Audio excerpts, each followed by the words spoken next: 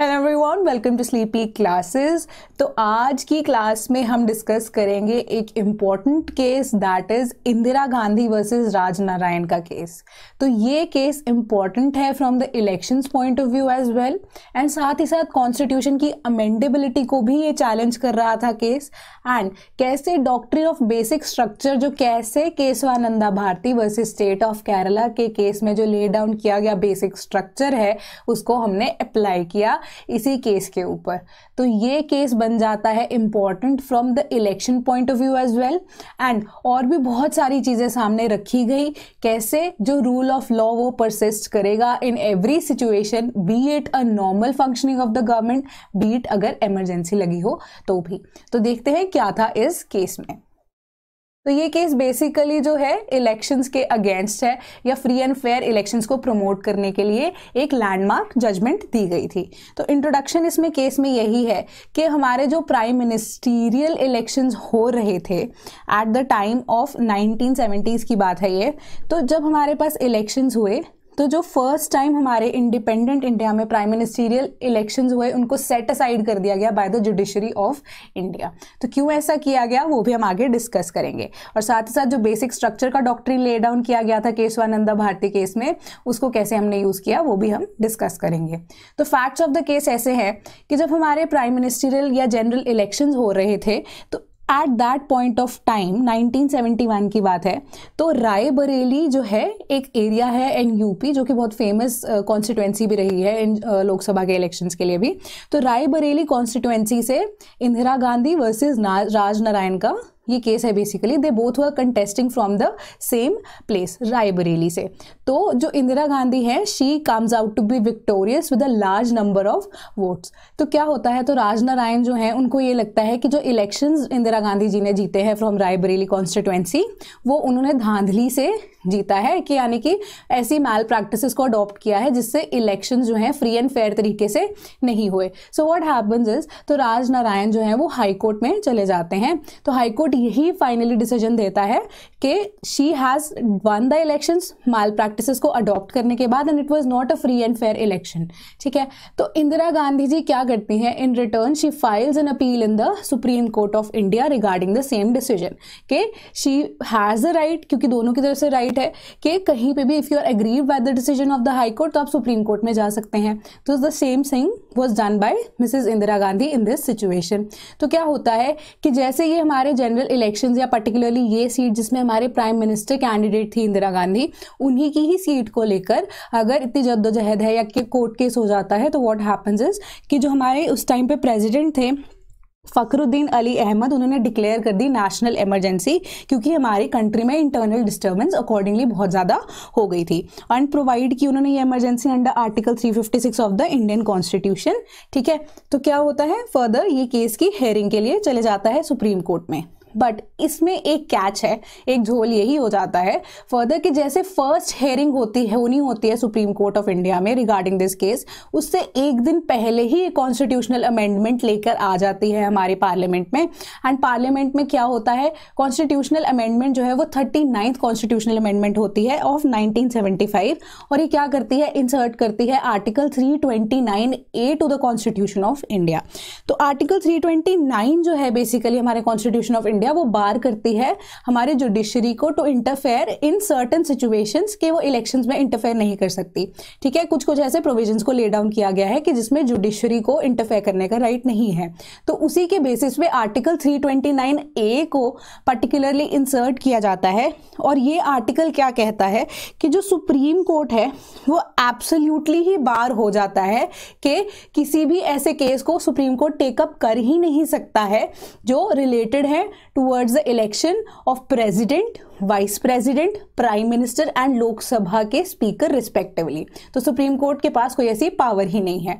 वेराज जो आर्टिकल 329 है that provides for certain situations जहां पे सुप्रीम कोर्ट या कोई भी जुडिशरी जो है बिल्कुल इंटरफेयर नहीं कर सकती in the election process. But certain conditions में जब कोई ना कोई पटिशन लेकर जाता है, then the judiciary can take up that case respectively. But 329A के अंडर पर्टिकुलरली सुप्रीम कोर्ट को बार ही कर दिया गया था कि under any circumstances president, vice president, Lok Sabha speaker and prime minister के इलेक्शन में सुप्रीम कोर्ट बिल्कुल भी कोई भी केस टेकअप नहीं कर सकता। तो इस केस में पर्टिकुलरली इसी चीज को या इसी constitutional amendment that was the 39th constitutional amendment, इसको चैलेंज किया गया था। तो अब हम देखते हैं कि हमारे लीगल इश्यूज क्या थे। तो एक तो जो बिल्कुल अगेंस्ट जो सुप्रीम कोर्ट में पिटीशन फाइल हुई थी against the decision of the high court, वो तो चल ही रही है। उसके एडिशनली कि whether the constitutional amendment that is the 39 constitutional amendment of 1975 constitutionally valid थी भी या नहीं, इसके ऊपर चर्चा होनी थी। तो पार्टीज ने क्या ले डाउन किया, कंटेंशन ऑफ द पार्टीज क्या थी, या जो 329A आर्टिकल है उसको कैसे जो है चैलेंज किया गया in the supreme court itself. तो क्या ले डाउन किया गया कि जो हमारा बेसिक स्ट्रक्चर हमने doctrine Kesavananda Bharati versus state of Kerala में ले डाउन किया था, उसके अकॉर्डिंगली जो कॉन्स्टिट्यूशनल अमेंडमेंट्स लेकर आनी थी, वो जो ऐसी कॉन्स्टिट्यूशनल अमेंडमेंट्स होनी चाहिए थी जो जनरल ऑब्लिगेशन है of the government towards the people, उसको फुलफिल करने के लिए without amending the basic structure होनी चाहिए।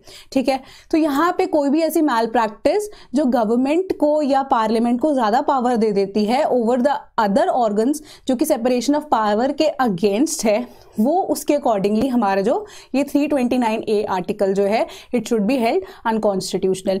तो साथ ही साथ और क्या ले डाउन किया गया कि जो जुडिशरी है उसका कंट्रोल एक्सक्लूसिवली रोका जा रहा है। जो पावर है हमारे पास अंडर आर्टिकल 136 जुडिशरी के पास ऑफ स्पेशल लीव पिटिशन, उसको भी कहीं ना कहीं जो सुप्रीम कोर्ट को बाउंड किया जा रहा है बाय द पार्लियामेंट के 329A आर्टिकल के अंडर, वो SLP के अंडर कोई भी ऐसा केस जो है टेकअप नहीं कर सकती। सिमिलरली जो साथ ही साथ कह रहा है कि ये अमेंडमेंट ने राइट टू इक्वालिटी को बिल्कुल ही खत्म कर दिया, क्योंकि कोई भी ऐसा डिफरेंस मेकआउट नहीं कर पा रहा था पर्सन कि अगर ये एक्ट या ये कॉन्स्टिट्यूशनल अमेंडमेंट वैलिड हो जाती है तो अगर पार्लियामेंट बिल्कुल ही फ्री हो जाएगा for the prime minister election के लिए या प्रेसिडेंट के इलेक्शन के लिए, तो कोई भी ऐसा डिफरेंस नहीं रह जाएगा from the person holding the office and other persons elected to the parliament. तो क्या ही फायदा है ऐसे आर्टिकल को लेके आने का, क्योंकि वो प्रिंसिपल ऑफ इक्वालिटी यानी कि जो हमारा फंडामेंटल राइट है उसको भी वायलेट कर रहा है। सिमिलरली जो रूल ऑफ लॉ है कि law should prevail eight any cost, कोई भी ऐसा पर्टिकुलर ऑर्गन है वो लॉ के ऊपर नहीं हो सकता या अपनी मर्जी को या अपनी मर्जी से लॉ को बिल्कुल भी अमेंड नहीं कर सकता। सो it was against the rule of law के हमारे जो प्रैक्टिसेस हैं। साथ ही साथ जो कंडीशन ऑफ द हाउस है which pass the amendment it was illegal, क्योंकि जब इमरजेंसी डिक्लेयर कर दी गई तो बहुत सारे ऐसे लीडर्स थे उनको जेल में डाल दिया गया था without giving them any kind of reason के उनको जेल में क्यों डाला गया है। तो जो ये पार्लियामेंट ने पास की थी अमेंडमेंट, ये इस बेसिस पे भी अनकॉन्स्टिट्यूशनल हेल्ड की जानी चाहिए। तो जजमेंट में क्या आता है, तो जजमेंट में बेसिकली हाई कोर्ट के डिसीजन को चैलेंज किया गया था। तो सुप्रीम कोर्ट ने क्या किया, अपहेल्ड किया the decision of the high Court of Uttar Pradesh. तो जो राजनारायण का केस था, in that case Indira Gandhi was found guilty and as a result she was disqualified for a term of 6 years कि वो 6 साल तक इलेक्शंस नहीं लड़ सकती थी। और साथ ही साथ जो 5 जज बेंच का एक डिसीजन था सुप्रीम कोर्ट का कि इस केस में जो 39th कॉन्स्टिट्यूशनल अमेंडमेंट है इसको हेल्ड कर दिया गया था अनकॉन्स्टिट्यूशनल, एंड 39 कॉन्स्टिट्यूशनल अमेंडमेंट के अंडर जो आर्टिकल 329A को ऐड किया गया था उसको भी जो है अनकॉन्स्टिट्यूशनल डिक्लेयर कर दिया गया था। एंड सिमिलरली इसमें अब एनालिसिस क्या क्या है, तो एनालिसिस के अकॉर्डिंगली अब इस केस में क्या ले डाउन किया गया, पर्टिकुलर चीज है हमारी सेपरेशन ऑफ पावर को लेके। तो सेपरेशन ऑफ पावर में क्या होता है कि 3 ऑर्गन्स है, एग्जीक्यूटिव, लेजिस्लेचर एंड जुडिशरी, तीनों इंडिपेंडेंट है, तीनों की अपनी अपनी पावर है, आपस में इंटरफेरेंस नहीं है।